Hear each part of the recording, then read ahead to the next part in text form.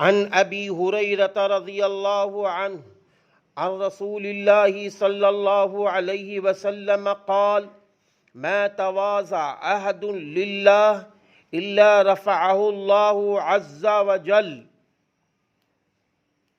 جو بھی اللہ کے لیے تواضع اختیار کرے گا اللہ تعالیٰ اس کو سربلندی عطا فرمائیں گے۔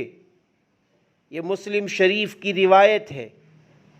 تواضع یعنی فروتنی اور خاکساری ان خاص اخلاق میں سے ہے جن کی قرآن و حدیث میں بہت زیادہ تاکید فرمائی گئی ہے اور بڑی ترغیب دی گئی ہے، جس کی وجہ یہ ہے کہ انسان بندہ ہے اور بندے کا حسن و کمال یہی ہے کہ اس کے ہر عمل سے بندگی نیاز مندی ظاہر ہو، اور تواضع و خاکساری بندگی و عبدیت کے مظاہر میں سے ہے۔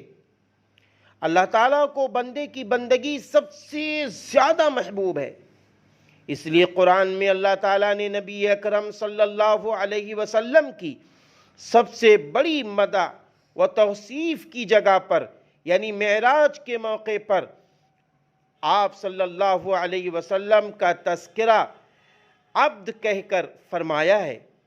ارشاد باری تعالیٰ ہے، اعوذ باللہ من الشیطان الرجیم، سبحان الذی اسری بعبدہ لیلا من المسجد الحرام الى المسجد الاقصی الی آخر الآیہ۔ وہ ذات پاک ہے جس نے اپنے بندے کو راتوں رات مسجد حرام سے مسجد اقصی پہنچا دیا۔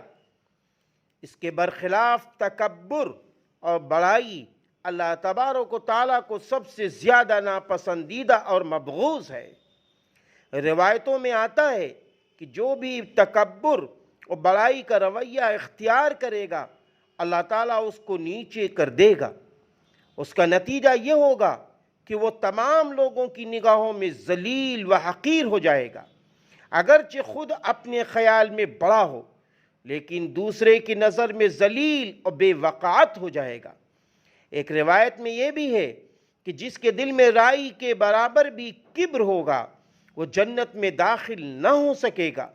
اللہ تعالیٰ اس خبیث مرض سے ہم سب کی حفاظت فرما کر حقیقی بندگی اور فنائیت نصیب فرمائیں تاکہ دنیا و آخرت کی کامیابی سے ہم سرخرو ہو سکیں۔ آمین یا رب العالمین۔